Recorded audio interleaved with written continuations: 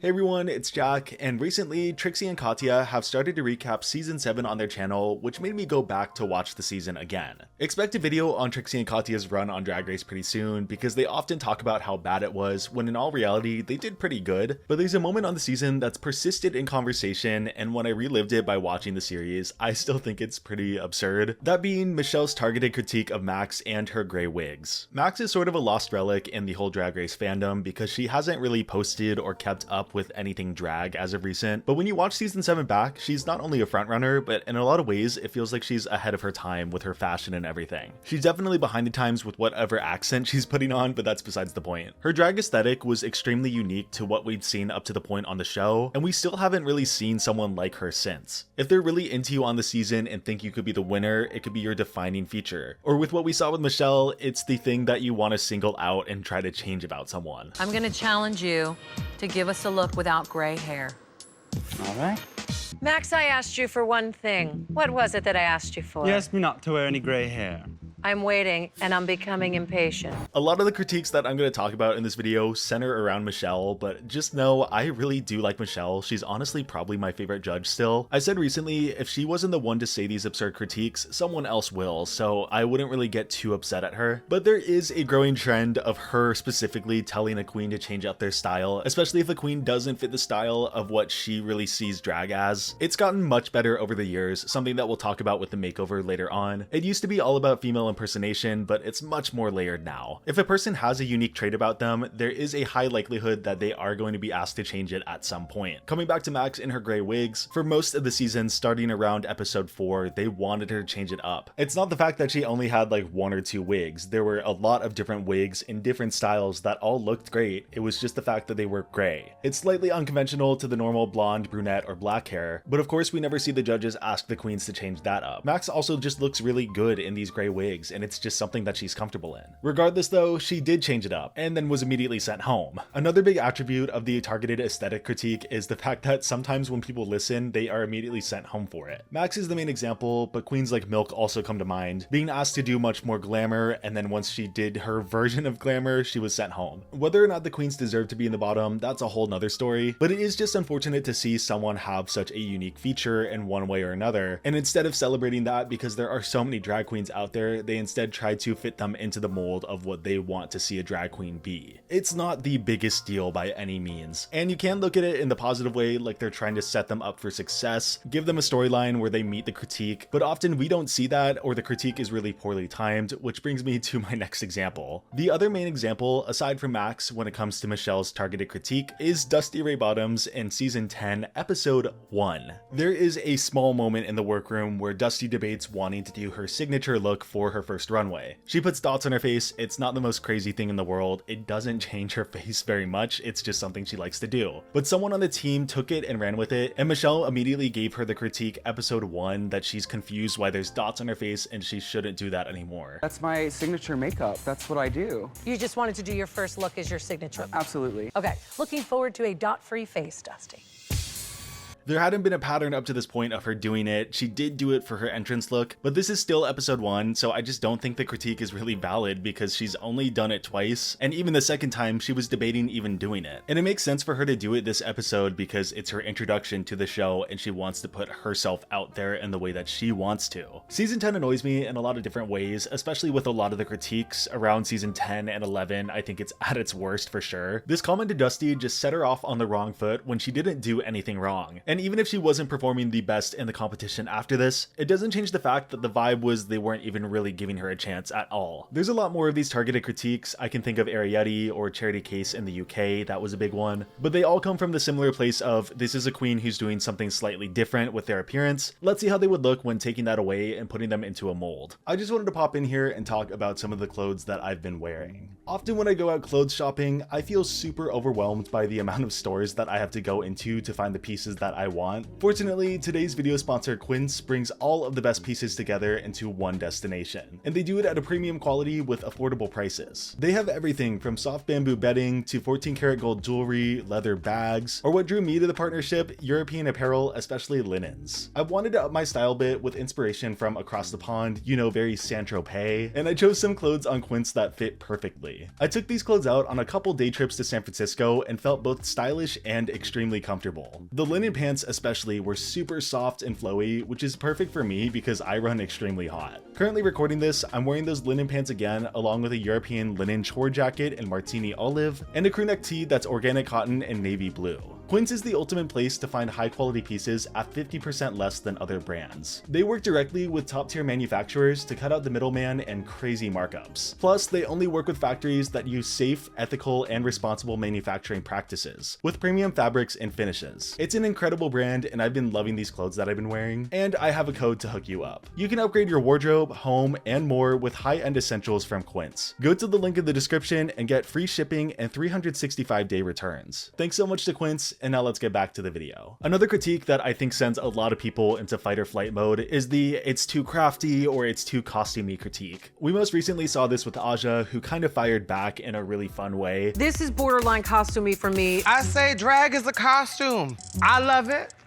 Do you love it? I love it. We love it. Yay! Drag is about fun, and it's not always about high fashion, and a lot of the times queens just don't want to serve high fashion because that's just not their style. Another big example that's always gotten on my nerves is Evie Oddly in the Makeover, which we'll come back to the makeovers more so later, but here Ross gives her the critique that the outfits are almost chic, but they just look a little crafty. But we've seen the rest of her runways on the season, and the entire time they could be considered crafty, but it's only really an issue here when they want to make it a critique. Mind you, here she is working with denim, which has a whole ripped style to it, and that was like the whole point of the outfit, so to call it crafty is just strange. A couple seasons later, we saw Sasha Colby do a very similar look and get praised for it. The crafty critique often means that they don't like how the outfit is finished or lack thereof, but rather than saying that, they just toss a blanketed term on it that can kind of mean multiple things. Another really famous one is with Shay's reveal runway on All Stars 5. She was a giant colorful moth woman, and then Ross called it crafty, which like obviously it is. It's not meant to be the most high fashion outfit, it's going much more conceptual and artistic, but somehow that reads as a bad thing even though when you look at the outfit it's really cool. It's not the cleanest execution, but sometimes the outfit doesn't really call for that. I love that they're pushing it a little more now, like with Lydia talking about how she would rather have a cool concept over a fully like finished garment, and a lot of the time I do agree with this take. A good amount of the defining outfits that we've seen from the show I don't think are the most high fashion. Maybe they don't have the cleanest execution, maybe there's not a hem here and there, but the concept and the mind behind it carries the runway further than any other look. And now coming back to the costumey critique, this is even more of a generalized term, and in a lot of ways I think it's worse. There are some examples of a runway that I could consider costumey, but even if those were few and far between, does that really matter? Like, what is the point of the show? Drag inherently a lot of the time is costumey, it's campy. I think it could be taken as a nicer way to say an outfit either isn't elevated enough or it looks like you can get it off the rack. Again, because the term is so generalized, costumey can mean so many different things. Crafty or costumey are just kind of cop-out critiques. They can throw it onto someone when they need to put them in the bottom or at least give them a low placement. Once again, the example I always turn to is Evie, because I really do like that outfit, and for most of the season they never had an issue with how she constructed her garments. One that's a little more niche, but I did see brought up a couple times, using a queen struggling in rehearsal or recording as a reason to not give them a win. The two examples I always look at are with Anya in this most recent musical. Maybe she didn't have the best runway, so she wasn't gonna get the win anyways, but I think she had the best performance by far in the actual musical, and she was given this pseudo diva edit over the course of the episode just because she didn't pick up the choreography really quick. It never came up again, there was no real reason to like bring it up in the actual episode, but I do think they used it as an example for why Sam won the challenge instead. The other one is Trixie in All Stars 3 when she was recording with Adam Lambert. Maybe the upper octave might just be more appropriate, just a thought. Oh, so you believe in like gender stereotypes? I like realism and believability. Oh, you'll love Trixie Mattel.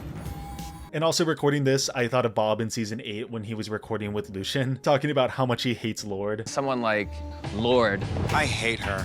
I I can't with her. Okay. Both of these queens, when they hit the stage for their performance, had great performances, and I think that's where the critique should have ended. Neither of them were shown to be difficult up to this point, so giving them this whole moment, it's strange, and I think it's also a misdirect for later in the episode, leading the audience to believe maybe they'll end up in the bottom because they have a bad attitude. But ultimately, it's just a way to keep them out of the top because, again, their performances are good. And it rather just leaves a bad taste in my mouth, like we didn't really need to see this. Though I do love the clip of Bob saying, "I hate Lord." I hate her. I can't with her. Okay. One critique that I've talked about recently that I think is really infamous and just pops up at the most random times: "You were not good in the challenge," or "This didn't really fit the prompt, but I don't care because I just like you so much." We saw it with Lexi Love bombing Snatch Game but still being put in like a purgatory top-ish placement, saying how bad her performance was, but she still made it funny, which I don't know, it still frustrates me. James Mansfield on All Stars 8 was in the top, partially because they really liked her runways, but she did not hit that choreography, and Ross said he doesn't care because she's just so funny. You weren't able to do the choreography, but I really didn't care because you were so funny. And once again, touching on the makeover, we have Winter Green being hilarious, and though the outfits were not very consistent, Ross didn't care that there was no cohesion because he just loves Winter Green. The outfits clash so horribly, I don't even want to look at them in the same frame. But guess what? I don't care.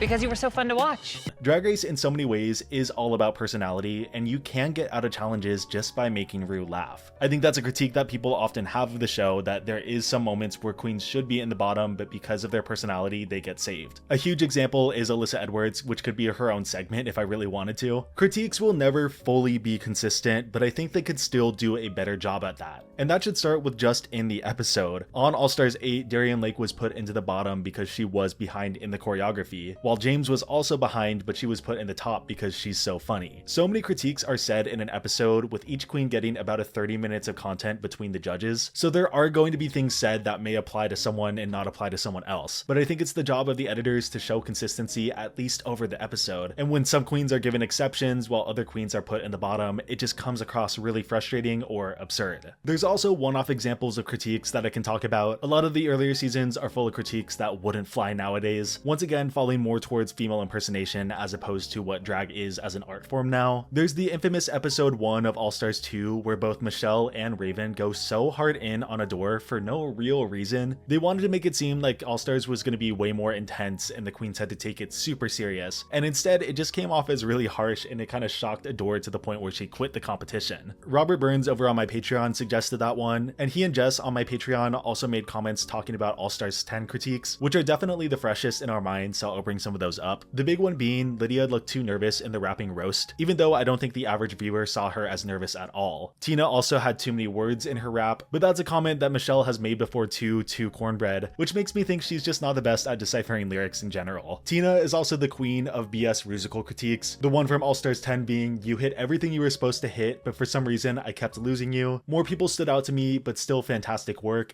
You hit everything that you were supposed to hit, but for some reason, I kept losing you, Tina, because some people stood out more.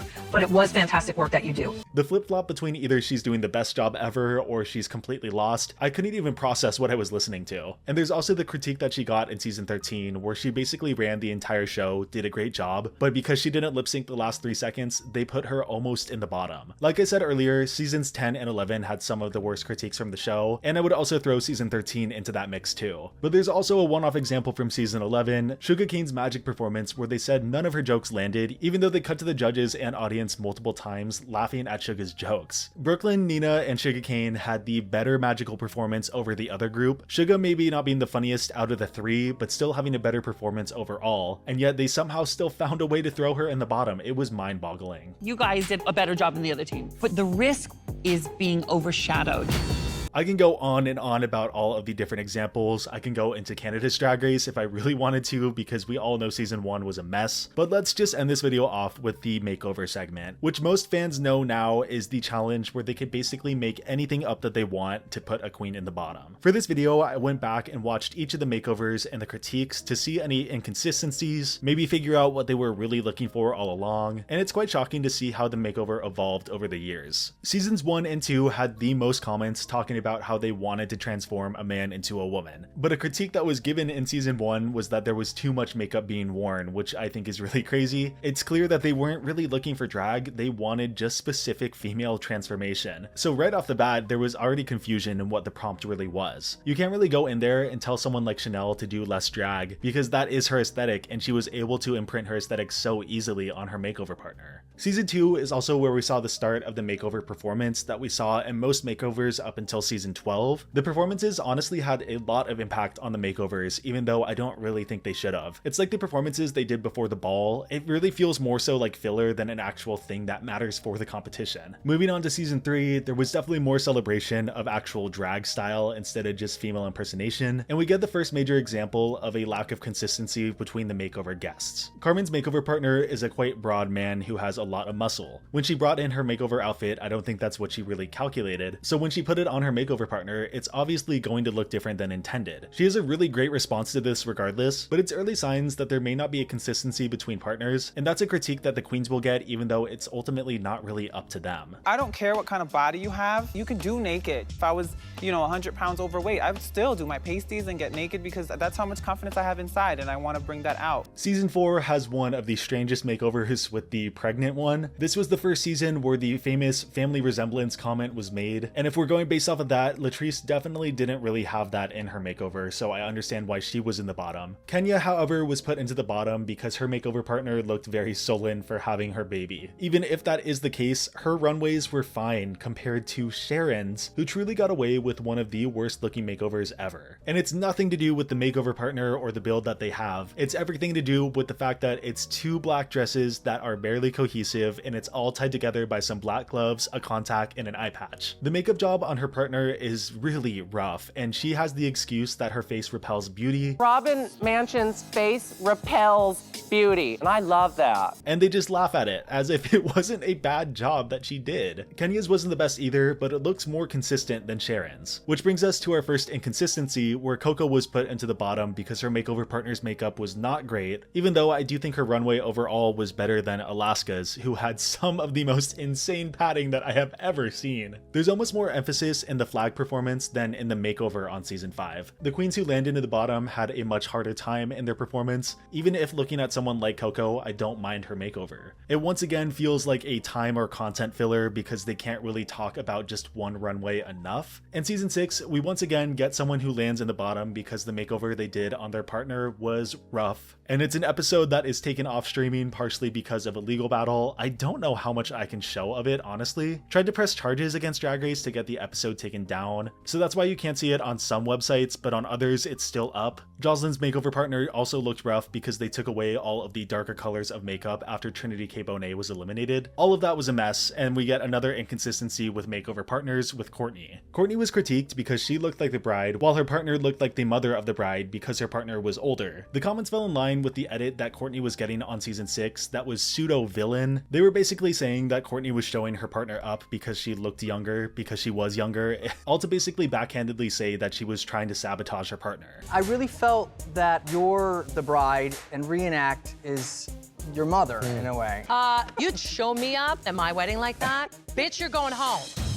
Season 7 is up next, and it's the conjoined twin makeover, and I think this is one of the best makeovers and best episodes. But Pearl gets a critique that we see again in the next season and also All Stars 2. Her makeover partner stole the show from her, which is somehow deemed as a bad thing. In Season 7's case, it was Trixie who was playing like the comedic role, but I just never think this is a valid critique because they're doing the concept together and one person has to help the other person sell it. On All Stars 8, Bob gets the critique that her makeover partner looks beautiful and Bob doesn't look as good. I sort of understand what they're saying here, but at the same time, yeah, she did a really great job on her makeover partner and should get points for that. Well, I thought you really shone tonight, and Bob, I don't think that's good for you.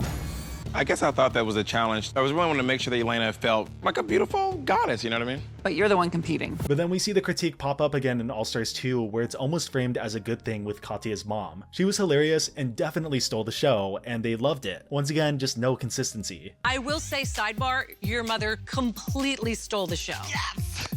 In season 7, there's also the comment given to Kennedy that she was doing her pageant drag, which was predictable, even though in a makeover you're supposed to put your style on someone else. And this is also the season where we got Tempest and Jaden, who are complete polar opposites just on height alone. Jumping forward to season 9, we already talked about the whole wintergreen comment and how much Ross doesn't care because she just loves wintergreen. Up to season 9, I would say for the most part, the makeover results made sense. Even if there was a lack of consistency, or the critiques seemed a little dated, or we could see how some partnerships were just put at a disadvantage, for the most part, the queens who landed in the bottom had a reason to be there. And even after season 9, I think a good 80% of the people who land in the bottom had runways or presentations that gave them a reason to land there. In season 10, I think this is where we saw the modern Drag Race makeover boom, with a better idea of how to get through the makeover and more emphasis on family resemblance, even though we don't really know what that is. Family resemblance is such a tough concept because do they want carbon copies? Sometimes, and then sometimes not. The biggest example of absolute carbon copy would be Lucy LaDuca on season 15, who had one of the most stamped makeovers on her partner, to the point where I've been showing you her partner in the still and probably half of you didn't even realize. And though her and her partner looked exactly the same, she landed in the bottom because her partner's shoes weren't stoned. You can also look at Morphine on season 16, who got a very similar comment to Carmen's partner on season 3. Both of them have very broad shoulders, and Morphine didn't know she was going to be working with a professional dancer going into the episode, but she was still critiqued for attributes that her partner naturally had, even though again the makeup was so stamped and you could completely see resemblance. What I think they want to see for resemblance at most is 2 outfits that are the same fabric but in a slightly different style, and hair that is the same color, or if it's different colors, still exactly the same style. But even then, that's exactly what Lucy LaDuca did, and she was still put in the bottom because of shoes. There's just really no winning when it comes to these makeovers, and I think it is much worse in the modern day. I've also seen the trend growing for makeovers that are much more loud, for lack of a better word. Someone like Asia O'Hara on season 10 or Q on season 16. The style is much more vibrant and big and can fit basically anyone, so you can't really critique them for not having family resemblance because they both have the look. I think the biggest and most recent example would be Irene on All Stars 10. The runways were great, and I think she was just super smart because if you're gonna go that big, they can never really critique you on bad family resemblance. But at that point, it's almost escaping the prompt, even though I don't even know if the judges know what the prompt is anymore. Do they judge them based off the outfits and how cohesive they are, the finish of the outfits? Do they have family resemblance? Are we talking about a flag performance this time? All of this is on the table to be critiqued, and it's never consistent. And don't even get me started on season 13's makeover, which commits so many different sins for judging critiques. One of my least favorite things that they do is when they decide to judge in groups or judge individually. That's never consistent. And for this makeover, the queens had to switch styles up, and Denali was put into the bottom when Olivia did a bad job making her over. And this was the same episode where Tina Burner did the unthinkable to Rosé's face. They chained Denali to a sinking ship when she wasn't the one to do a bad job, while there was another ship right next to them that was also sinking and on fire as well. They made one last ditch effort this episode to make Rose Nolly happen with the whole psychic thing, which is still so stupid. And then when they saw that going nowhere, she suddenly landed in the bottom for something that she didn't really have faults over. One of the worst episodes just off of judging critiques alone. It's so bad. And the most unfortunate part is that up until the critiques, makeover episodes are among my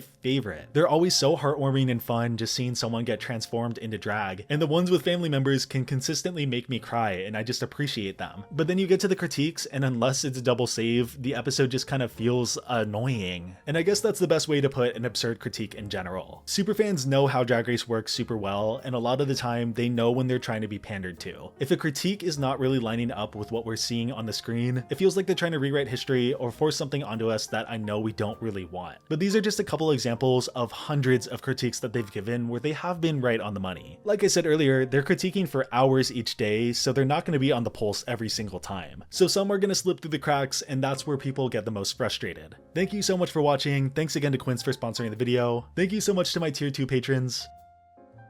And thank you to my tier 3 patrons who have the best family resemblance ever. Frankie, Jack, Jose, and Steely. I'll see you soon with another video.